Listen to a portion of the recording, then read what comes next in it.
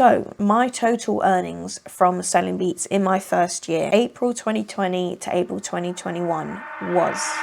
I have wanted to do this video for so long because beat selling and knowing how to reach out to artists is something I get asked about all the time, and I myself used to always watch these kind of tutorials, but no one would ever show you proof. They would say how you get sales, but they'd never be open with you and show you exactly what they've done. So I'm going to be completely open with you and show you what my first year selling beats was truly like, how I got sales, how I reached out to artists, how I got sales through posting on YouTube, and how much money I made in my first year for all the nosy people out there. Let's start from the beginning. April 2020, I started posting beats on YouTube. I had no subscribers, nothing, and I probably had a couple hundred followers on Instagram. I wasn't known at all. I was getting no more than 10 or 20 views per beat on YouTube. I quickly realized I couldn't just rely on artists finding me through YouTube. At the very beginning, you can't wait for the artist to find you. You have to go and find them. You need to remember that you're not known to many people. You're not just going to get sales like that, although that'd be lovely. You have to put yourself out there and just think of it as a long-term thing that will get better and better and better over time. Also, I wasn't just looking for money and to get sales. I genuinely wanted people on my beats because no one was hopping on my beats. I decided to push through and continued posting beats on YouTube around every other day, and at the same time I started reaching out to artists on Instagram. I aimed to reach out to around 20 to 30 artists per day. So the way I did it is I searched up hashtag rapper, hashtag upcoming rapper, unsigned artists, and I looked for the artists that were posting under those hashtags. Back in 2020 you could sort it to the most recent posts, which made it a lot easier to filter out, but now they do it where it's just a random bunch of posts, and also not only artists posting under those hashtags, it's also producers and just random rap pages, so you really need to sort through it to actually find the artists. As an example, let's find an artist to reach out to now together so I can show you just the things that I'd keep in mind. So let's just look up rapper. So you type in rapper, go to tags, hashtag rapper. Okay.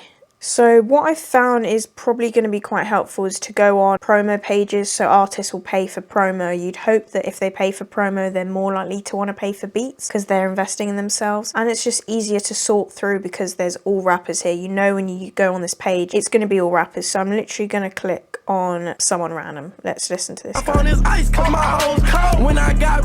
It's Skilla Baby, what? Okay, this guy's quite known, it seems. If you don't listen to the house music, cause all they do is rap. She don't want me, but okay, instantly I feel like he'd fit my style of beats. Listen to a couple songs if you like what you hear. Just put up in the magazine, we killed his ass. He's definitely gonna suit my style and hopefully would like my beats. The first thing I do is follow them because it's a bit weird if you just DM them without following them. And I'm gonna like a recent post and then I'm gonna DM him. All I'm gonna say, I'm gonna keep it really simple. You can say yo, or I'm just gonna say, hey, you're fire. Where can I send some beats to?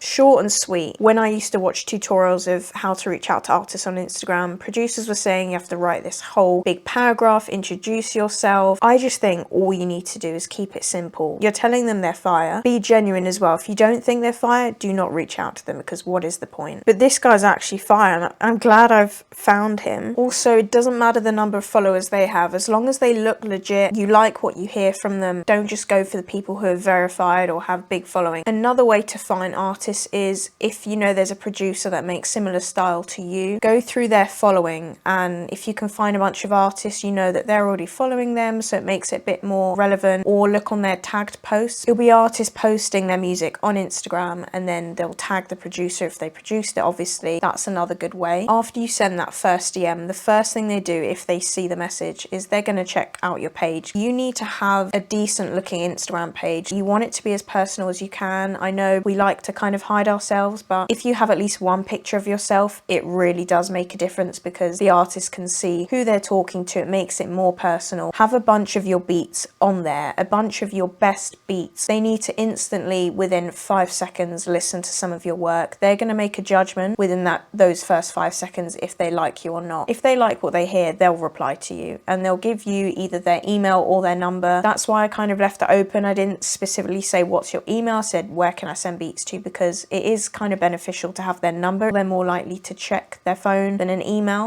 Email's absolutely fine. So if they reply with their email, let's say, I'd send 5 to 12 beats. Maybe 7 to 12 is better. Obviously, the more you send, the better, the higher chance of them liking one of them. I'd say send ones that are mostly in their style or what you think they would sound good on, and I'd send maybe 1 or 2 that are a bit different from their usual style, because a lot of the time they do end up picking those ones. I'd make sure you name your beats, put the BPM and your producer name all in the title so that it's clear for them. So obviously you just put in their email, and then I put in the subject beat pack. I choose 6 that can fit in.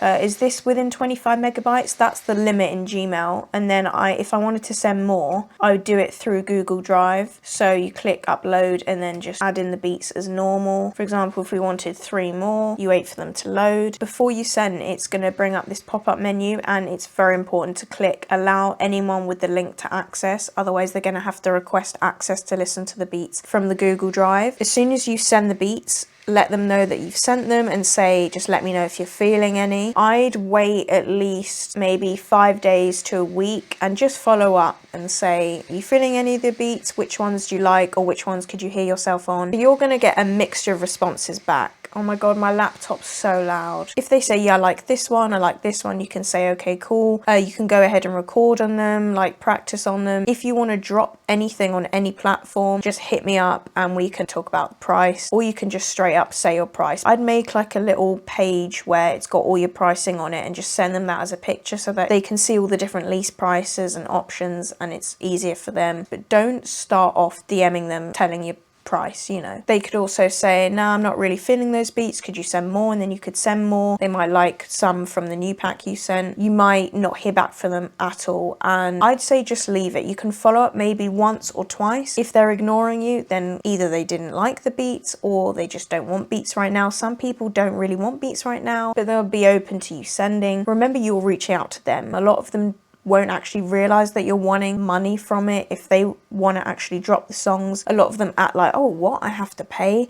That is the reality of this industry. It's very messed up. They might then say, okay, yeah, I'll pay. They might not do anything. If they don't want to drop the song, they're not likely to pay for the beat. These artists stack up songs, they don't drop them for 6 months. They could hit you up in 6 months, but you've just got to be accepting of that. You could get lucky and they want to drop the song instantly and pay, and it's, you know, a really easy process. If you have the beats on your Beatstars or something, you can send them the links and say, hey, these are the links to the beats on my beat store, or this is my PayPal or Cash App, whatever. You can send money to me personally and I'll email you the beats untagged. Most of the time they want the tags out, and that's kind of how you protect yourself when you send them the beats. I'd have 3 tags throughout, and then you can say, if you want the beat untagged, you know, I'll send it to you. But also the rappers don't care. They will rap over your tags. I had 8 tags throughout my beats. They just rapped over them. So just so I'm backing up and actually showing you proof of kind of my experience, I'm going to show you 3 different conversations I've had. I'm going to show you my very first sale, the DM with the artist. Ignore how cringe my DM is. I would not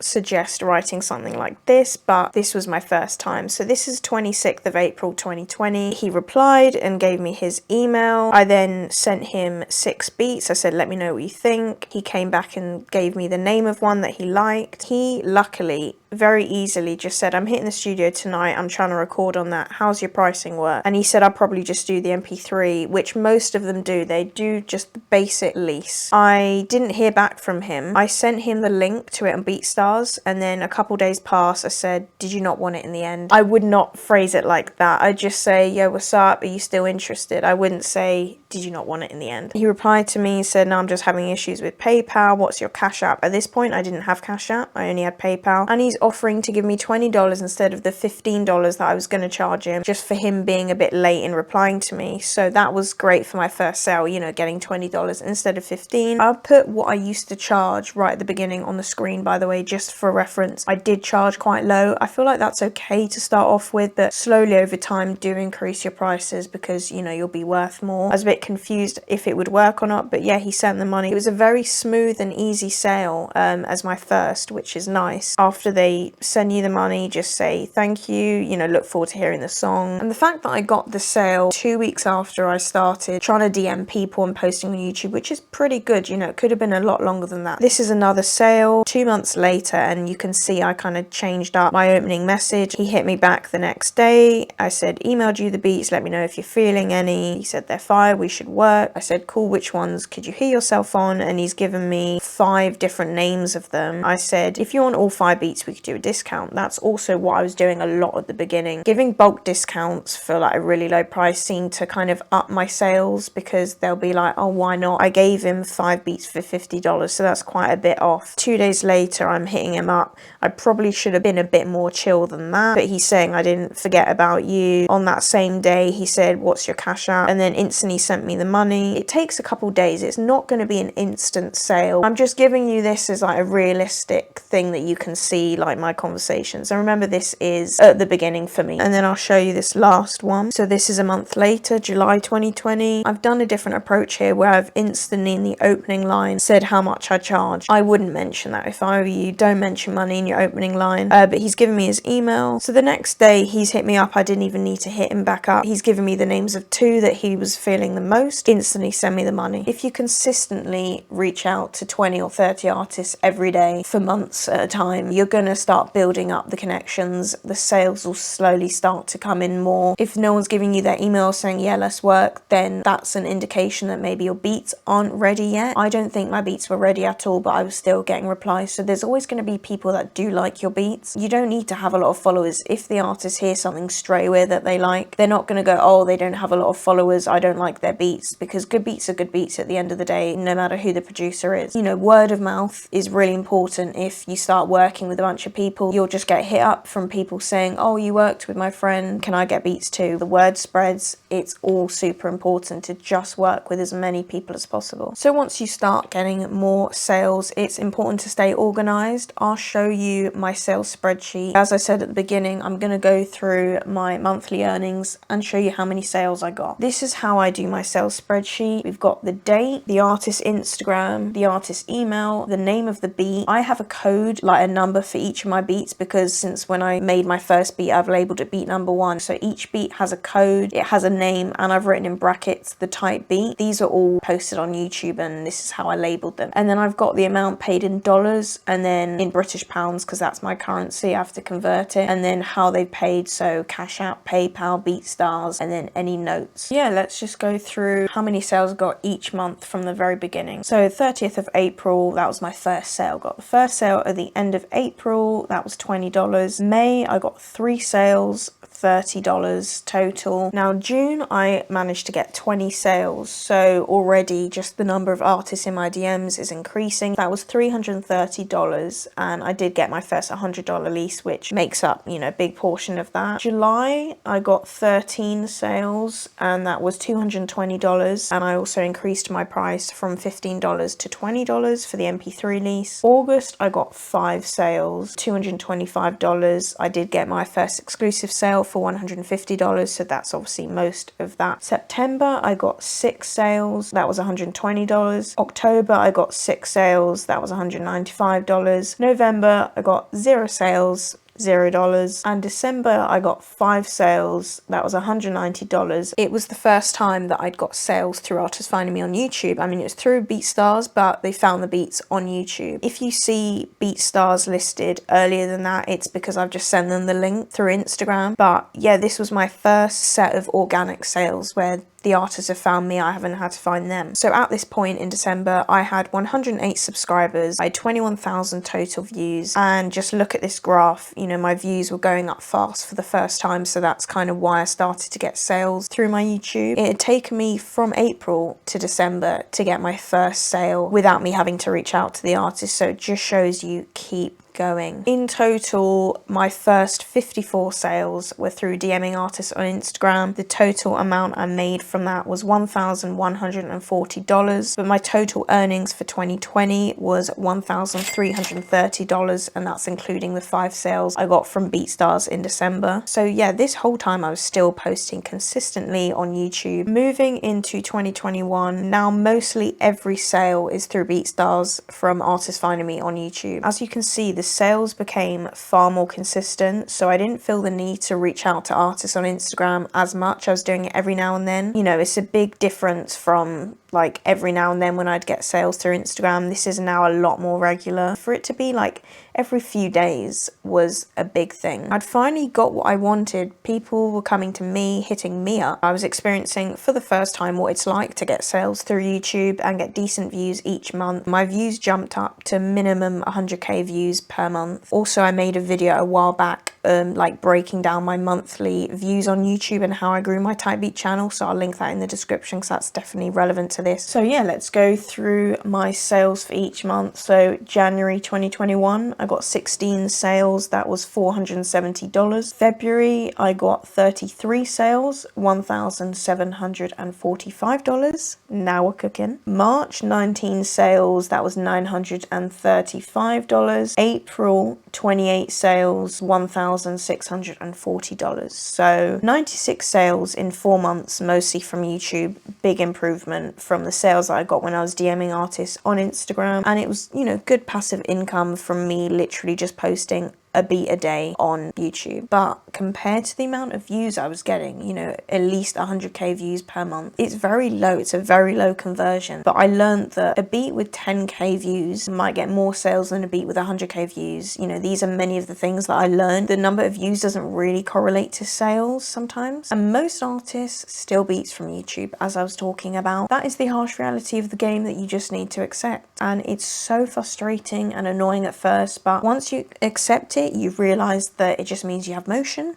If a lot of people are wanting to use your beats, no, I'm joking, but there's nothing you can do to stop it really. It's long to start trying to copyright all of your beats. Like, it's just part of the game. Posting Type Beats on YouTube, you're putting your beats out to the world. You don't know who's going to find them. So, and to clarify, if some people find this confusing, when you post beats on YouTube, you do label them as free in the title. That's just what everyone does, but they should be free for recording purposes only. So the artist can record on the song. Obviously, if they decide to then want to release the song on any platform, they have to buy a lease. That is the rules, but a lot of people don't understand that. You also do have to think a lot of artists do music for fun. They're just getting beats on YouTube because that is the main place you're going to get beats. They don't have a budget for beats, whereas other artists take it seriously and they properly compensate the producer and credit them. But as your YouTube channel grows, you'll find people dropping more songs on your beats. Just type in your producer name on YouTube and I'm sure you'll find a lot of artists that are crediting you in the title. They might not have paid for the beat, but you can go and try and find their Instagram and just say, I found this song on YouTube, it's fire. Did you pay for the beat by any chance? You know, yeah, just more people will start hitting you up on Instagram from finding you on YouTube.